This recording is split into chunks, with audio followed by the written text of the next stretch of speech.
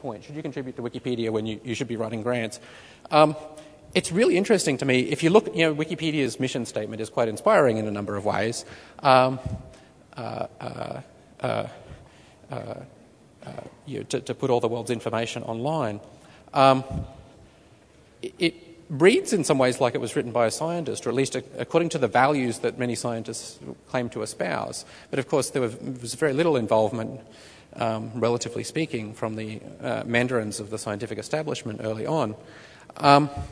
I find that interesting. Of course, the reason is very obvious. You can't list Wikipedia contributions on your next grant application. These seem, if you're not a scientist, these kinds of things seem pretty stupid as barriers, and yet they're enormous barriers to any form of sort of new contribution. So, why should you share your ideas, as the Open Notebook scientists are doing, when other people might build on your ideas without giving you credit?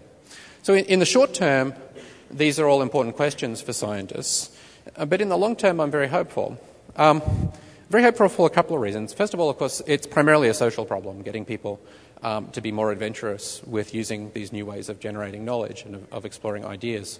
And because it's a social problem, one naturally expects it to take, certainly probably on the order of decades. Danny Hillis, the supercomputer pioneer, has said something I like very much, which is that there's an awful lot of problems which are just completely impossible if you think about them on a 5-year timescale, and yet which are trivial when you think about them on a 50-year timescale. And I think this is an example of such a problem, getting scientists to be more adventurous. There's also a parallel in sort of early scientific history, which I'll explain through a story. It's a story of Galileo and his discovery of the rings of Saturn. I'll get to that. He didn't actually quite discover the rings of Saturn, but he's co-credited. And so he saw these rings in his telescope, and you might wonder, did he share the discovery in any way? Well, there were no journals at the time, so he couldn't write up the discovery and send it off. And in fact, he didn't. He rather emphatically didn't. To him, that kind of sharing was unimaginable at the time. Instead, he sent an anagram to Kepler, his great rival at the time. Here it is. If you can decode that, you're doing well. And if you unscramble it, what it says is, I have discovered Saturn three-formed. So I said before that actually Galileo was not the guy who really discovered the rings of Saturn. That was actually Huygens some decades later. He did discover that Saturn looks very strange. It has 2 bumps on each side if you look at it in a not very good telescope. And what was later realised is that was actually the rings. So what this anagram business did was it enabled Galileo to claim priority if somebody should later make the same discovery without revealing the discovery. Galileo did this multiple times. So did, Huygens did it, Hooke did it. Newton did much worse things than this. This would have been comparatively good behaviour for Newton in some ways. So, in some sense, he couldn't conceive of a world in which it made sense for him to freely share his discoveries. The first journals didn't appear until more than 20 years after Galileo's death. That was the mechanism that people came up with that encouraged scientists to share their discoveries. But even then, it took decades to establish themselves as a legitimate means of sharing discoveries.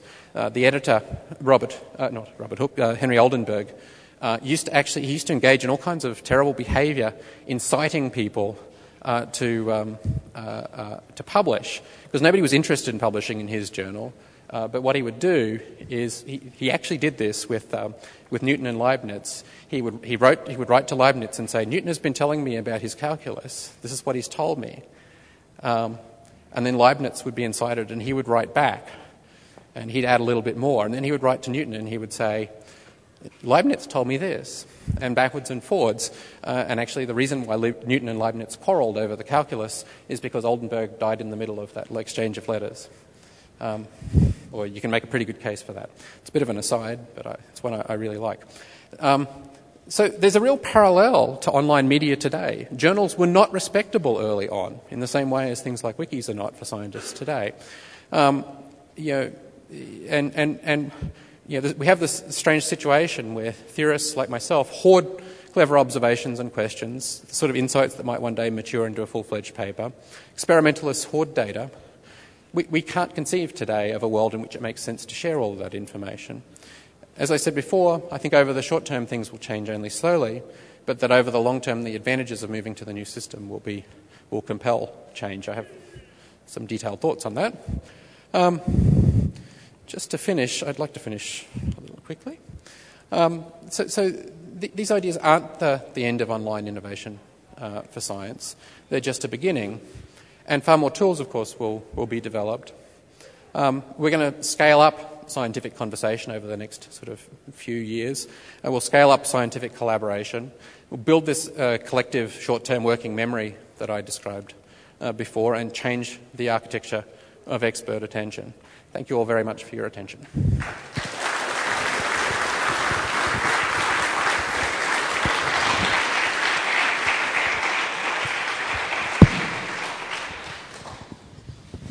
Thanks for the nice talk, Michael. I have a question. As you mentioned before, this is not a technical problem so far. It's more a social problem that scientists adapt to this new way of communicating science.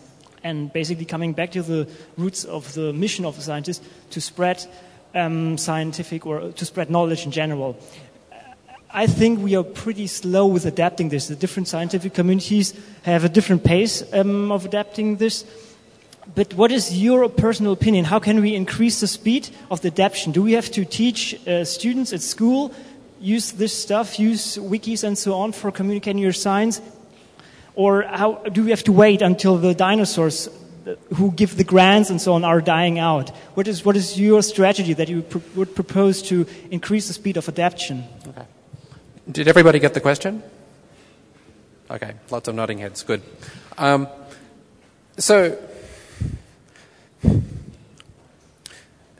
There are two groups of people who seem to be really good target groups.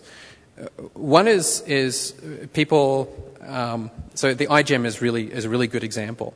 You have a whole bunch of undergraduates and high school students actually are getting involved now who are doing really interesting things, in some cases better than the commercial companies. They've written a whole bunch of papers from this competition. And it's not ingrained in them that you keep stuff secret. And so they just collaborate in the open, somewhat in the open. You see some interesting sort of secretive behaviours emerging, but not nearly as secretive as scientists generally are. So that's one place to start. The other place to start, which is I think very interesting, is people at Tau's level or at Gower's level or whatever. They don't have anything to lose. In fact, they're just... scientists at that level, they're not worried about whether they're going to get their next grant. They're not worried about getting a job. And so they're in an interesting and unique place where if they want to be daring and imaginative, they're able to. I shouldn't sort of undersell. I mean, it takes a lot of daring and imagination still to do the kind of things that they're doing, but I do think they're well placed to do it. With all that said, I mean, it just takes a few people. It's really interesting to watch the way the mathematical blogosphere has just exploded.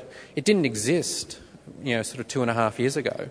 And now it seems like every day or every couple of days I see another really good mathematical blog. So it's just kind of expanding. And I think that's what happens when you just have a few people really courageously kind of lead the way. An example in sort of the open source community